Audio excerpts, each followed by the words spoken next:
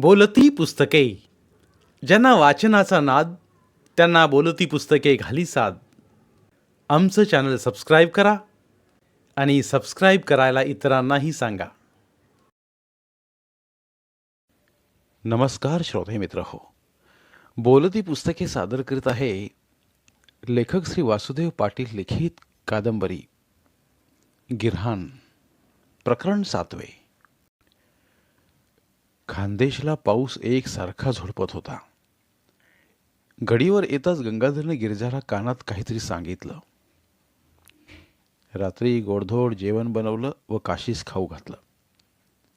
कन्नी घशातल्या घशात चिरकत काशीकडे पाहून धुमसत होती, तर कधी काशीजवळ येत त्याचे पाय चाटत होते.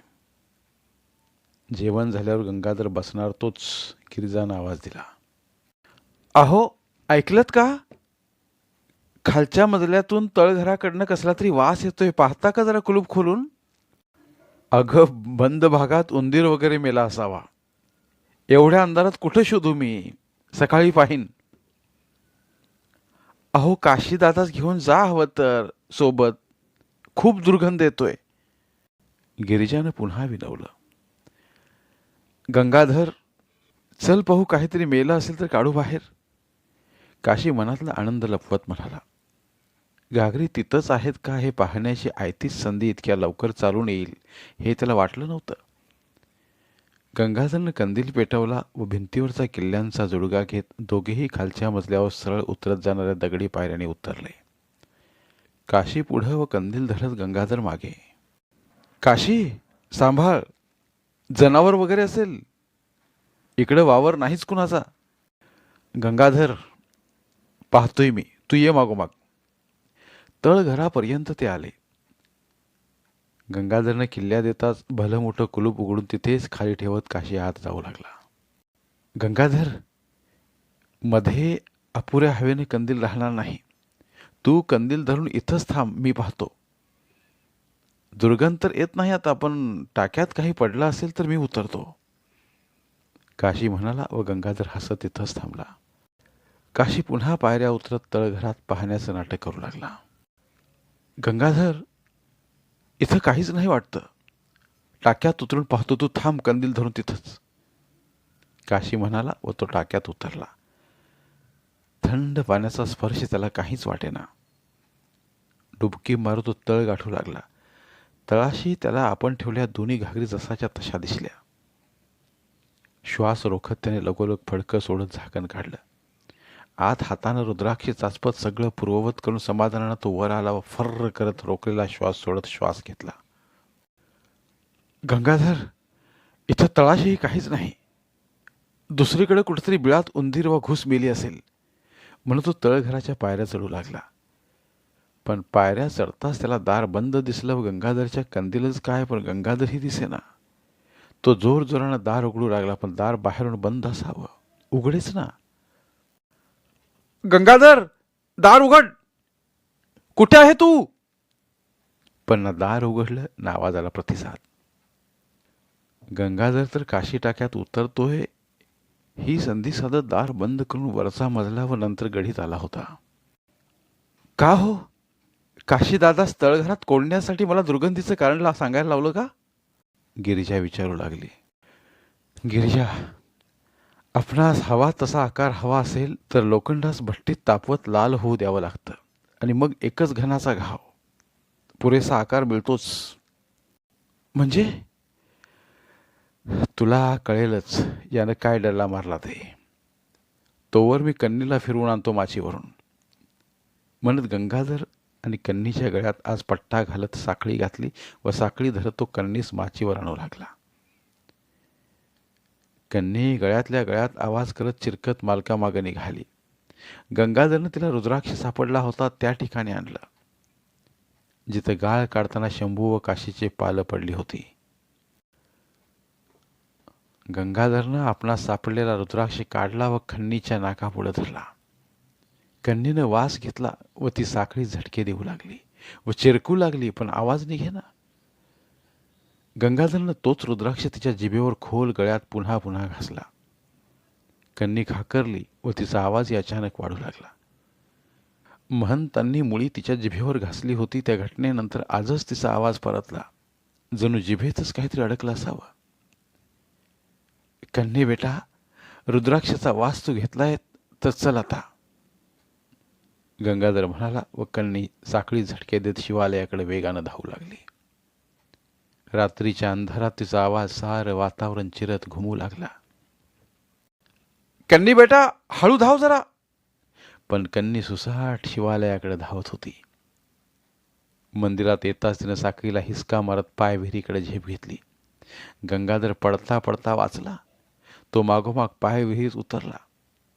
कन्नी आता अर्ध्या भरलेल्या विहिरीतच पोहत पोहत विहिरीच्या समोरच्या बेलाग भिंतीकडे पाहत भुंकू लागली. मध्येच तिने डुबकी घेतली. गंगाधरला कळेना काय करावं. त्यानंही पाय विहिरीत उडी घेत तळ गाठलं. पण अंधारात त्याला गाळ कचऱ्याशिवाय काहीच हाती लागेना. तो वर आला तर कन्नी आता वर येत भिंतीकडच्या दिशेनं सरळ वर गडीकडे धावत भुंकत होती. कन्नी थांब, मला येऊ देत. गंगाधर तिच्या मागोमाग. कन्नी धावतच गडीजवळच्या आडावर आली व भुंकू लागली. तिथून माचीवर घुटमळली आणि मग ती पुन्हा गडीत घुसली. ओले त्या अंगानं गंगाधरही घुसला. कन्नी गडीच्या तळघराकडनं तोंड करत धाव घेत जोर जोरात भुंकू लागली. गंगाधरनं खालच्या मजल्याचं दार उघडलं. कन्नी पायऱ्या उतरत तळघराच्या दाराजवळ येत भुंकू लागली. पण गंगाधरनं आतलं दार उघडलं नाही. मधून काशी ओरडत होता, कन्नी, मी इथंच आहे, दार उघडायला बोलव गंगाधरला. गंगाधरनं मात्र कन्नीची साखळ धरली व तिला वर आणत खांबास अडकवलं. कन्नी शिवालयाकडे तर कधी तळमजल्याकडे तोंड करत भुंकतच राहिली. बंगडीवर झुलत गंगाधर साऱ्या घटनेचा तर्क लावू पाहत होता. कन्नी शिवालयाकडे जात विहिरीत उतरली. तिथून गढीवरच्या आडावर आली व नंतर तळघराकडं. म्हणजे काशी शिवालयातल्या विहिरीतच हे रुद्राक्ष सापडले असावेत, म्हणून त्यानं ते लंपास केले. म्हणूनच तो आत कोंडल्या दिशेकडे ती भुंकत असावी. पण तिचा आवाज परत आला हा चमत्कार की त्या रुद्राक्षमुळं, की त्यावेळेस ही पण हजर असावी. हिनं सारी घटना पाहिली असावी का, की रुद्राक्षाच्या वासानंच हा प्रवास. पण ही गडीच्या आडाजवळ का गेली. दोन्ही विहिरीचा व गढीचा काहीतरी संबंध नक्कीच असावा. हेच काशी आपणास सांगेल. पण आता तो मुळीच तोंड उघडणार नाही. आपणास कळ काढावी लागेल. पुढचे 7 दिवस गंगाधर शांत राहिला, तर्क लढवत वाट पाहत. कन्नी बांधल्या जागेवर भुंकत राहिली. आत तळघरात कुठून तरी थोडीफार हवा येतच असावी. याच हवेवर टाक्यातल्या पाण्यावर तग धरत उपाशी काशी तगून राहिला. पण ओरडून ओरडून त्याचा घसा बसत आवाज क्षीण झाला. खायला नसल्याने त्याच्या अंगात त्राण उरलं नाही. गंगाधरनं आपणास इथं कोंडलं म्हणजे इथं खजाना आहे हे त्याला माहीत असावं का. पण माहीत असतं तर त्यानं या घागरी इथं राहूच दिल्या नसत्या व आपणास याच जागी कोंडलं नसतं. मग याला आपणावर शंका का आली, की नानजी शेठकडून याला आपण विकलेल्या रुद्राक्षबाबत कळलं असावं. आपणा शंभू सांगत होता घाई करू नको म्हणून, पण आपण ऐकलं नाही व रुद्राक्षी काढत विकण्याची घाई केली. आता आपलं इथून सुटणं केवळ गंगाधरवरच अवलंबून. तो राहून राहून गंगाधर, गिरिजा व कन्नीस ओरडत दार उघडायला लावी. पण दार उघडे राहून टाहो फोडत हताश खाली बसे. 7व्या दिवशी गंगाधरनं रात्री तळघराचा दरवाजा उघडला. कंदील घेत तो तळघरात उतरला व आतून दरवाजा बंद केला. गंगाधर, मी काय गुन्हा केला की तुम्हाला कोंडून ठेवलास. काशी, फक्त 2-3 प्रश्नाचं उत्तर हवं मला. तू खरं खरं उत्तर दिलं की तुझी सुटका. काय. गंगाधरनं खिशातून रुद्राक्ष काढला. हा रुद्राक्ष मला नानजी सोनाराने विकत दिला बघ. म्हणजे बाकीचं तुला काही सांगायलाच नको. मी सरळ मुद्द्यावरच येतो. तुम्हाला हे रुद्राक्ष कुठं सापडलं. सापडलेला माल तू कुठं हडप केला. गंगाधरने शांत पण थंडपणे विचारलं. रुद्राक्ष पाहताच काशीला सारा उलगडा झाला. गंगाधर, सारं सांगतो, पण मला सोडशील ना. आणि आधी काहीतरी खायला दे मला. आधी सांग, मग खायलाही मिळेल आणि सुटकाही होईल. पाण्याच्या या टाक्यात आहे सारा खजाना. खोटं बोलू नकोस. उल्लू समजला का मला? विश्वास नसेल तर आत्ताही पाहू शकतो तू. आम्ही गडीतल्या आडाचा गाळ काढताना इथं मुक्कामाला असताना, तू पुण्यास गेला असताना गडीत तू आमच्यावर सुपून गेला होतास. तेव्हा या टाक्यात उतरलो होतो आम्ही. तेव्हा आम्ही खजाना पाहिला होता.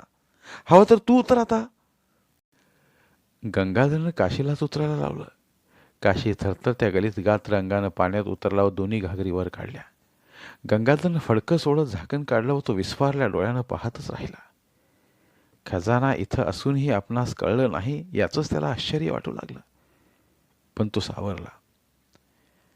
आता त्याला टाक्याची खोली कळाली. त्यानं दार आतून बंद करत किल्ली घेत स्वतःची उडी घेत तळ धुंडाळलं. तळाशी आता काहीच नाही याची खात्री होताच तो वर आला. काशी, बार्शीला यातून किती माल लंपास केला तू? गंगाधर, आम्ही घाबरलो होतो. फक्त मुठीत मावतील एवढे रुद्राक्षी काढले.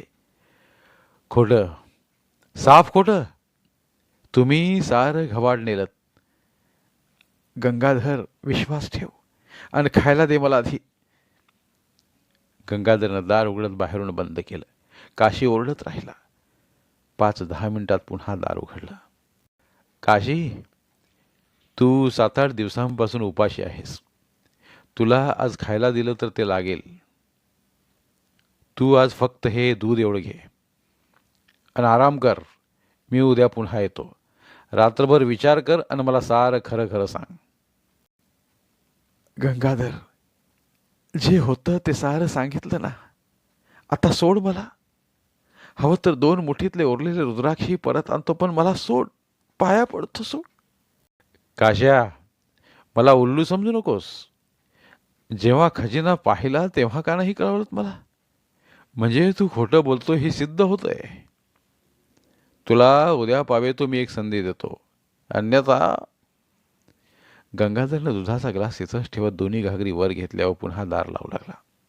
काशी त्याला पुन्हा पुन्हा विनवू लागला, पण तोवर तर गंगाधर दोन्ही घागरी घेत वर गडीवर आला. त्या व्यवस्थित लपवत तो विचार करू लागला. काशी खोटं बोलतोय, कारण 2 घागरी इथं ठेवल्यात म्हणजे कितीतरी माल यांनी नेला असेल सोबत. पाहू याला आणखी सडवू, मग पुढचं पुढे. दुसऱ्या दिवशी दुपारीच गौरी लहान्या मुलीस घेत गडीवर आली. नवरा 2 दिवसांचं नाव करून गेला आणि आला नाही या काळजीनं ती धावतच आली. किंबहुना शंभूनंच तिला पाठवलं होतं. दादा, तुम्ही सामान घेऊन बार्शीला येणार होते ना? आणि हे कुठे आहेत रे? गौरी आल्या आल्या काळजीने विचारू लागली. गंगाधरची विचारचक्रे वेगाने फिरू लागली. गौरी, येणारच होतो ग, पण इथे आलो आणि त्याच दिवशी प्रभूने मालक आले व त्यांनी गढी विकायचं तहकूब करत मलाच थांबायला लावलं. पण एक नवीनच प्रकरण उद्भवलं. काय दादा? त्यांना गढीतला खजाना काशीनं चोरल्याची कोणीतरी खबर दिली आहे. त्यांनी तशी पोलिसात केस केल्यानं पोलीस काशीला शोधतायत. दादा, ते कशाला खजाना चोरतील? आणि ते कुठे आहेत? त्याला आम्ही सुरक्षित ठिकाणी लपवलंय, पण पोलीस केव्हाही त्याला आत टाकतील. दादा, त्यांना रुद्राक्षाच्या घागरी सापडल्या होत्या पाय विहिरीत. त्याही त्यांनी गडीतच ठेवल्यात. ते कशाला चोरतील खजाना? कुठं सापडल्यात गौरी घागरी आणि किती? गंगाधर आता अधिकच दक्ष झाला. शिवालयाच्या पाय विहिरीत शंभू भाऊजी व त्यांना चांदगिरणाच्या दिवशी सापडल्या. गंगाधरला काशी काल आपणाशी खोटं बोलला हे लक्षात आलं आणि कन्नीही शिवालयाच्या विहिरीपासून गडीवरच्या विहिरीवर तेथून गडीपर्यंतचा रस्ता दाखवते. म्हणजे गौरी बोलते त्यात तथ्य असावं, पण तरीही काशीसारखंच काही लपवत तर नसावी. तो संशयक झाला. दादा, ते कुठे आहेत? मला त्यांना भेटायचं आहे. गौरी, दिवसा पोलीस त्यांच्या पालथीवर आहेत. रात्री मी भेट घालवतो तुझी, पण त्याआधी मला तू सगळं व्यवस्थित सांग, म्हणजे मी काशी निर्दोष असल्याचं प्रभूने मालकास पटवेन व केस मागे घ्यायला विनवेन. दादा, सांगितलं ना मी की विहिरीत घागरी सापडल्या, त्या त्यांनी गडीवर आणत ठेवल्या. त्यातले मुठीभर रुद्राक्ष काढले. पण काशी तर टाक्यात सापडले असं सांगतोय. व अशाच घागरी दुसरीकडे लपवल्या आहेत असं म्हणाला. विहिरीतच चांदगिराण्याच्या दिवशी सापडल्यात हे पक्का आहे दादा. आणि दुसरीकडे त्यांना शंभू भाऊजी कसे लपवू देतील बरं? शंभूही होता का तेव्हा? हो, दुर्गा अक्काही होती. आणि त्याच्या मुलाशी, आमच्या मुलीशी त्याच दिवशी मंदिरात साटलोटही ठरलं होतं. गौरी, तू काही खाल्लंस की नाही?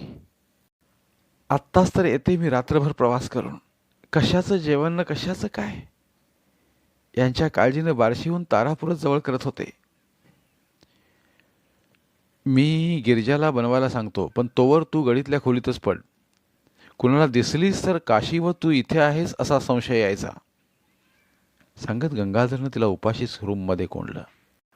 रात्री गिरजाला मस्त बासुंदी बनवायला लावली. तो तोवर बंगळीवर बसत विचार करू लागला.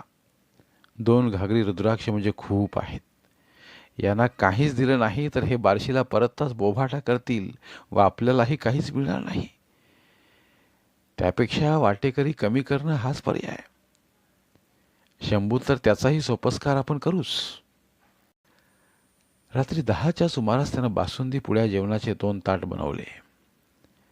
गौरीस रूममधून काढलं. गौरीच्या हातात दोन्ही ताटं देत तळघरात काशीस भेटायला नेलं. छोट्या झोपलेल्या भवानीस त्यांनी गिरजाकडे दिलं. कंदील लावत कुलूप उघडत ते तळघरात उतरले. गौरीस पाहताच काशी रडू लागला. गौरीही रडू लागली. गौरी, काशी, पुरे आता. बघा, दोन्ही घागरीतला एकही रुद्राक्ष तुम्हाला मिळणार नाही. हा खजाना गढीचा आहे तर गढीचे मालक प्रभूने मालकालाच तो मिळायला हवा. मी उद्याच तो पुण्यास घेऊन जातो. तुम्ही दोघे पोट भरून जेवण करा. सकाळी तुम्हीही सोबतच चला. तिकडेच बार्शीला बसवतो मी तुम्हाला. गंगाधर, तू सांगशील तसं, पण मला काढ या अंधार कोठडीतून. काशी गयावया करीत म्हणाला. गौरी, दे त्याला जेवण व तूही उपाशी आहेस. खा तूही. दोघे सोबत खा पोट भरून. दादा, तूही बस ना सोबत, गौरी म्हणाली. तोवर तर काशी बासुंदीवर तुटून पडला. गौरी, मी आधीच उरकलं वरती. जेवा तुम्ही. गौरी ही काशी सोबत जीव लागली. लहान्या भवानीसाठी दूध यायला हवं आणि आपण कालपासून पोटात काहीच टाकलं नाही म्हणून तीही बका बका खाणाऱ्या काशीबरोबर खाऊ लागली. गंगाधरच्या डोक्यात अचानक एक सवाल आला. काशी, गौरी शेवट एकच सवाल विचारतो. पाय विहिरीत चालूच तर गळ काढला होता, तेव्हा कशा दिसल्या नाहीत या घागरी? आणि नंतर तुम्हाला कशा दिसल्या? गंगाधर काशीकडे पाहू लागला. काशीला गौरीनं सारं सांगितलं म्हणून धक्का बसला, पण त्याहीपेक्षा त्याच्या पोटात घशात वेगळीच किक बसू लागली. पण भूकच अशी लागली होती की ती किक त्याला ओळखू येईच ना. दादा, याला याला विहिरीतल्या भिंतीत सापडल्या होत्या त्या घागरी. विहिरीत नाहीत. भिंत उघडली गेली आणि मला चक्कर आली. मी बेशुद्ध पडले. पाणी पा गौरी, तूच तूच मला पाज. माझा घसा ओढला जातोय. वासून देत. तोच गंगाधर उठला व गौरीजवळ आला. गौरी, कोणती भिंत कशी उघडेल? खरं काय नीट सांग. मी पाणी आणतो टाक्यातून, पण नीट सांग.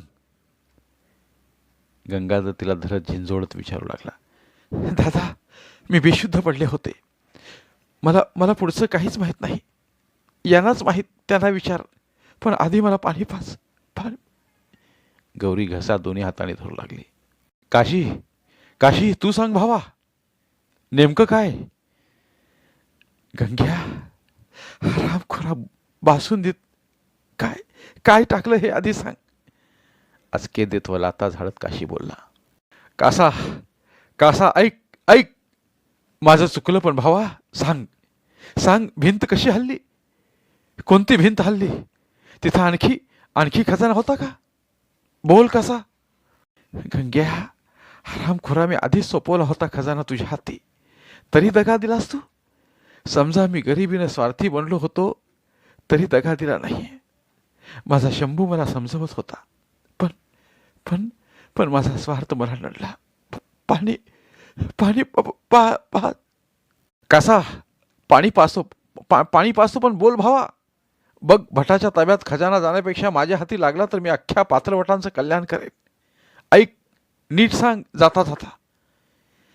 गंग्या, तुझ्या बापानं उचलला जाणार नाही एवढा खजाना आहे तिथं. पण माझा शंभू येईलच, माझा बदला घेईलच तो. कसा?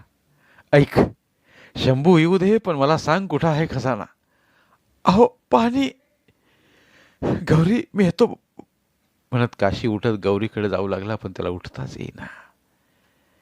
त्याच्या तोंडाला फेस येऊ लागला. गौरी टाचा घासू लागली. अहो पाजा, पाजा ना पाणी, माझी भवानी लेक.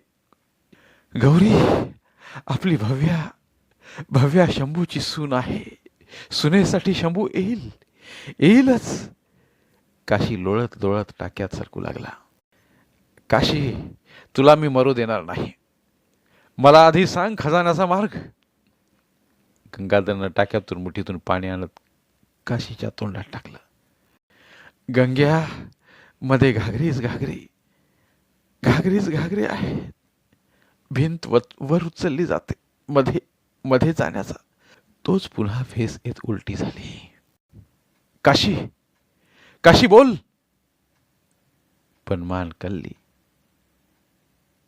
काशी गेला आणि गंगाधरनं संतापानं काशीच्या देहाला उचलत जोरात तळघरातल्या भिंतीवर आपटलं.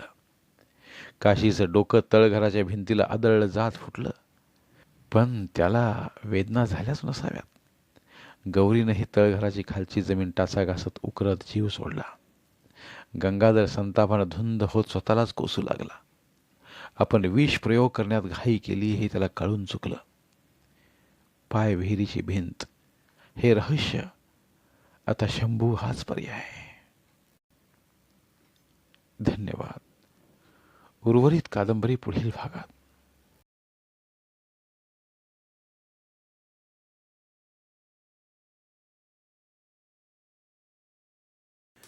धन्यवाद. प्रिय श्रोते मित्र हो, आपल्यासाठी एक आवाहन. आमच्या चॅनलच्या प्लेलिस्ट विभागात तुमच्यासाठी शेकडो कादंबऱ्यांचे ऑडिओ बुक्स उपलब्ध आहेत. तिथे प्रत्येक कादंबरीचे सर्व भाग एकत्रित मिळतील. त्यामुळे सध्या सुरू असलेल्या क्रमशः कादंबरीच्या पुढील भागासाठी वाट पाहण्याची गरज नाही. तुमच्या वेळेनुसार तुम्ही संपूर्ण कादंबरी सलगपणे ऐकू शकतात आणि साहित्याचा आस्वाद घेऊ शकता. कृपया आमच्या चॅनलच्या होमपेजवर जाऊन प्लेलिस्ट चेक करा आणि तुमची आवडती कादंबरी निवडा. धन्यवाद.